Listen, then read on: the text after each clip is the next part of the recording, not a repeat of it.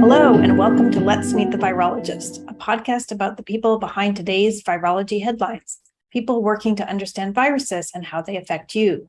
We are talking with students, postdocs, and other virologists so that you can learn who they are and what they do. I am Larissa Thackeray, and I'm hosting this podcast from America's Heartland in St. Louis, Missouri. On June 14th, 2022, we talked with Hannah Wallace, a graduate student at Memorial University in St. John's, Newfoundland and Labrador in Canada. She did her Bachelor of Science at the University of New Brunswick, St. John. Currently, she studies a process of virus-induced cell death called pyroptosis, induced by hepatitis C virus. Thanks for talking with us today. Why don't you tell us a little bit about yourself? So my name is Hannah Wallace. I'm a graduate student in the lab of Dr. Rod Russell at Memorial University in St. John's, Newfoundland, Canada. And my work focuses mostly on virus-induced cell death. Specifically, I look at hepatitis C virus-induced pyroptosis. So pyroptosis is an inflammatory form of cell death, and we've seen that happens in cell culture, in cells infected with Hep C, and that also happens alongside apoptosis. So we have both kinds of cell death happening. And then we also noticed this interesting phenomenon just before I got to the lab of what we call bystander pyraptosis. So that's cells, like if you take your dish of cells, your liver cells, and you infect them with Hep C, your infected cells die by apoptosis and pyroptosis, but there are also cells in that culture dish that are not infected with Hep C that still die by pyroptosis. And we've determined that is contact independent, so it's cell-cell contact independent. That also happens with apoptosis, but the cells need to be in contact for it to happen. So most of my research is working on trying to understand how that mechanism of bystander pyroptosis happens and whether that has an effect on the pathogenesis in Hep C infection. Okay, and can you tell us sort of how you, what kind of studies that you do? Like what kind of techniques do you actually do to look at the various features in a way? Yeah.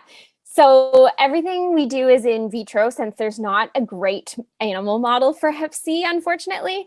And then I do a lot of immunofluorescence. That's probably my favorite technique that I use. Also do some Western blots, not as much my favorite. And I also do quite a bit of flow cytometry. Okay. And can you tell us, I guess, a little bit of background about the process that you're studying? So not just with hepatitis C, but sort of what's known about it in general. Like about cell death? Yeah, like the two processes, the two types of cell death that you're studying. Yeah, so apoptosis is like very well characterized, induced by many viruses. So it's non-inflammatory generally, kind of cell death. And they both apoptosis and pyroptosis have these very distinct pathways and distinct molecules and proteins that they use. And so you can characterize them by seeing the activation of certain proteins within the cell. So one of the markers we use for apoptosis is caspase 3, and a marker for pyroptosis is caspase 1. And so basically we're looking for changes in the activation of those caspases along with some other markers. And pyroptosis is really interesting to us because it's inflammatory. So the cell ends up lysing at the end. And we really think that probably contributes to a lot of the pathogenesis that we see with Hep C infection.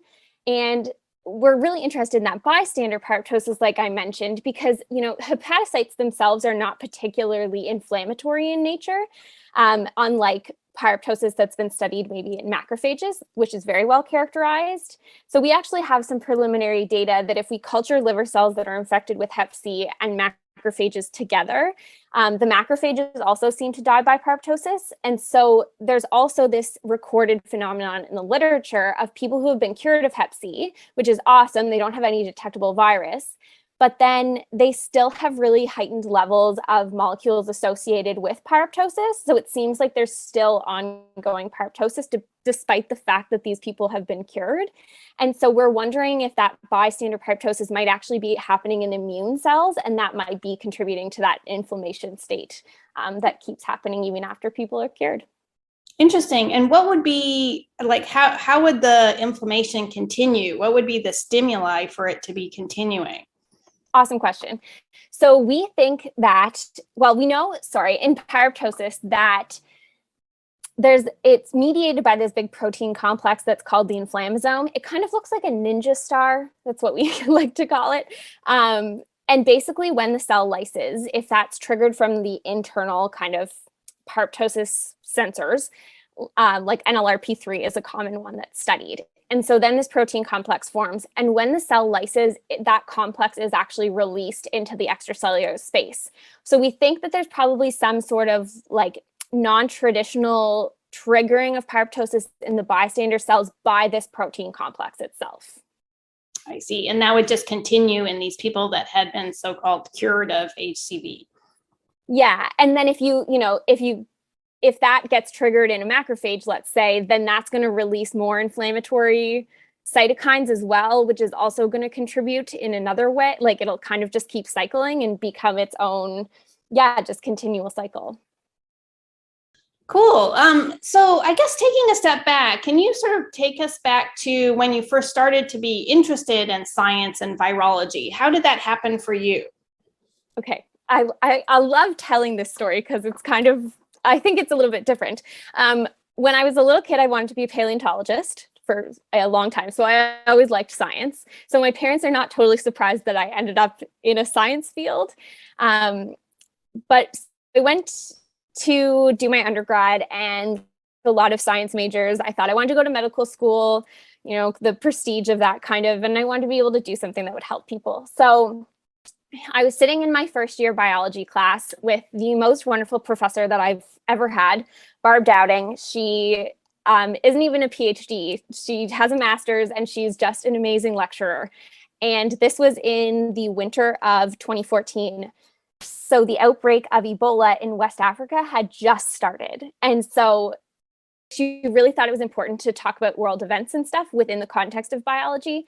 So she talked about the Ebola epidemic in that class, and I was fascinated with this. And so fast forward to the last year of my undergrad, I did what we called an independent study with Barb. And so basically it was just write a 25-page review paper on whatever topic you wanted. And I chose Ebola. And at the same time, I was doing an honors project on fish physiology. Again, thinking that would help me maybe get into medical school. And I didn't love the fish work particularly, but I kind of fell in love with the process of research. And I was able to go to a conference and we published a paper and I just really enjoyed that. And so I kind of figured out that viruses plus research are two things that I really, really like. And then when I started applying to master's programs, I had a hard time finding somebody that would take me as a student because I didn't have a ton of microbiology background. That wasn't even an option as like a major at the place where I did my undergrad in New Brunswick. So Rod Russell is here at Memorial, and they also don't have a microbiology major. So he was very willing to just teach me and took me on and started working on Hep C. And I also do a little bit of avian influenza now, and he's really let me branch out and kind of try some things. And so, that's how I got into virology. Cool. And I guess, can you tell us a little bit about sort of the composition of your lab? So like who's in it, what are the interactions that you have in your lab? Yeah, so we have a fairly small program here. Mine is not a gigantic university by any means. So most of the labs have somewhere between 2, 3 to 8 students. Like they're mostly pretty small. So right now, I'm kind of the most senior student in our lab. So I'm hoping to be done my PhD in about a year. Of course, that's always, the timelines are flexible. Then we have another PhD student who's co-supervised. So she's partly in our lab, partly in another lab. We have another PhD student who works full-time for the public health lab. So he's been very busy during the pandemic because he does all of the diagnostic development. So we don't see him a ton right now because of course he's been very busy with COVID and now of course is developing a monkeypox assay as well. Then we have a research assistant who is fantastic. Our lab would not run without her. And then we have a couple of master students who are fairly new and just starting. Cool. And you mentioned that you're sort of getting towards the end of your PhD. What are your thoughts for your next steps? What are you interested in doing? Yeah, so I definitely want to do a postdoc, and then I do want to be a PI eventually, which, is one of those ambitious dreams. But I think, I love the process of science, of course, but having those fantastic mentors that I had in my undergrad, I want to be able to do that for the next generation and hopefully inspire students that were like me and just really fascinated with something. And I think that's really important. And I think having good mentors is really important as well. And so I want to be able to do that for the next generation of scientists. Great. And do you have any idea sort of what topic or area that you're interested in doing a postdoc in? Yeah, so I love the pathogenesis aspect of my work. So I definitely want to continue with some sort of molecular pathogenesis. I also do really like the cell death component of our work. And there's actually not a lot of virologists in Canada that do virus-induced cell death. There's maybe 4. So I'm hoping to take a little bit of that, what I've learned in my PhD, and hopefully take it somewhere else. And then I am really interested in emerging viruses like Ebola and Nipah and some of those. So I'm hoping to incorporate some more high containment work into my postdoc. Cool. And are you wanting to stay in Canada, or are you sort of open to going elsewhere? At least for now, I'm going to be staying in Canada. My partner is also a microbiologist. So he does some avian influenza work, like surveillance and stuff, but he also does antimicrobial resistance work. And so I think the easiest thing for the two of us to coordinate together is going to be staying in Canada, at least for now. And then I think we want to eventually end up back in Canada. Both our families are on the East Coast, and we really like it here. We love the ocean. So, but we'll see. It'll be wherever we can get jobs, of course.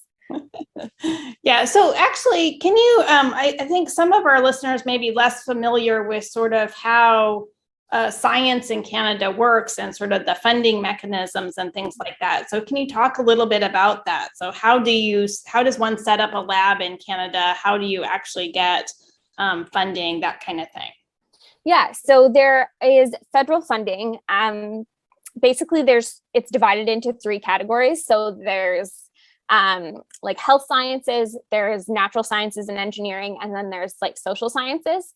And then basically when you go to have your lab, you usually get a startup fund with wherever you're going. And different from the US is your grants don't just you don't get paid out of your grant, whereas I know some universities in the US that happens. So you're salaried at a university in Canada, and then you're expected to get grants.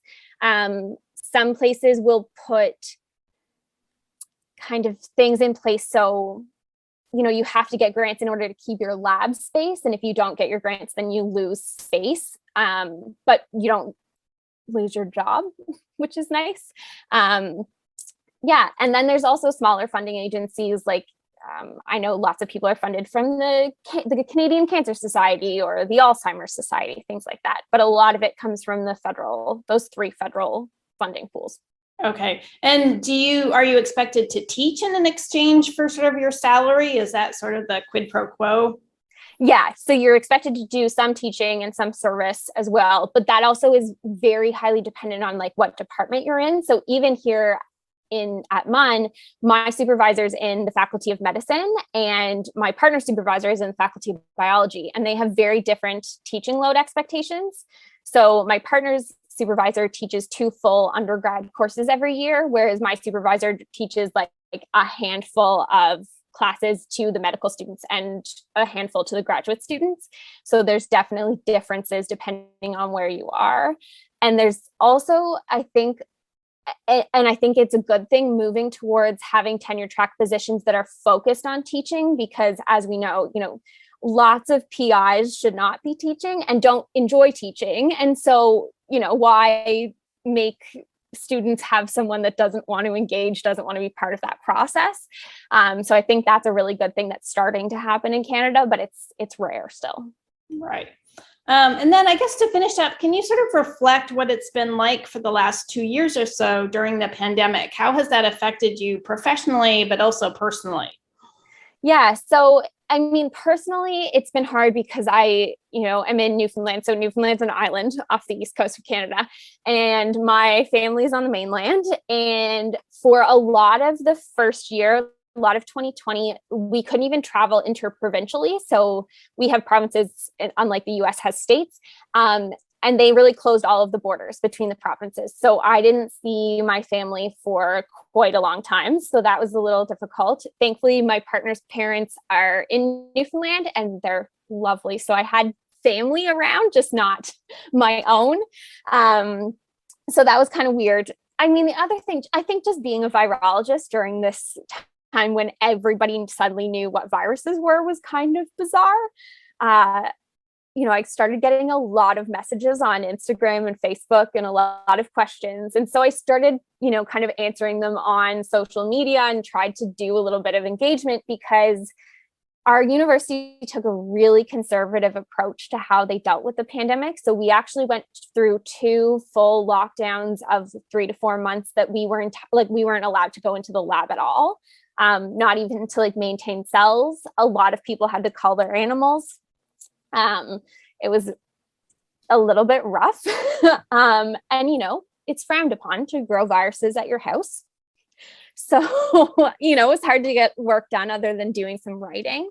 So I did start to do a lot of science communication. So I've been really lucky to have been on a couple of podcasts and done some interviews. I've done some TV and radio local interviews, which has been really awesome. I think science communication is really important. And I think podcasts like this are important for that same reason, especially because I think it became really abundantly clear during the pandemic that the public sees science as this inaccessible kind of mystery world. And I think it shouldn't be, especially in Canada, where so much of our funding comes from taxpayer dollars. I think we should be incorporating science communication a lot more. So I think that was probably the biggest thing, was just kind of changing what I was doing and taking on the science communication roles. But that's been something that I've really enjoyed as we've gone through. And what is it like there now? So obviously, different countries are going through different surges of variants, and at least in the US, there's almost like no masking whatsoever. What's it like there in Newfoundland? So we only took masks away in March, I think, April. It's fairly recently. But there's a very high proportion of the population vaccinated in Newfoundland. So it's above 90% in the adult population, which is amazing. We have a very old population, an older population here. It's one of the oldest populations in Canada. So I think there was a lot of push to get that older population vaccinated to protect them. And I would say, if you go to the grocery store now, there's probably 50% of people still wearing masks, which, is pretty good. I was just in Alberta, which is on the west coast of Canada, much less masking there. It's a little bit more similar to places in the US, and it has the highest seroprevalence in the country as well. So it was kind of interesting to see that difference between the two coasts. But in Newfoundland, it's been pretty good. We have only, there hasn't been a ton of deaths. They were very conservative. The government was really, really conservative, especially before vaccines rolled out. Right. Great. Well, I guess one other question. Are you presenting your work at ASV? I am. So I'm presenting the Bystander Pyraptosis work at ASV and doing a poster. And it's my first ASV. So I'd love if people came to talk to me because I won't really know anybody. And my supervisor's also not going with me. So I would love to meet everybody in person. Great. Well, we look forward to seeing your work in your poster, and good luck on your travels. We'll see you soon. Thank you so much. This has been Let's Meet the Virologist, a podcast about people who study viruses. This is your host, Larissa Thackeray, and thanks for listening. You can find us on Google, Apple, Amazon Music, and other podcast providers, or at lmtv.podbean.com.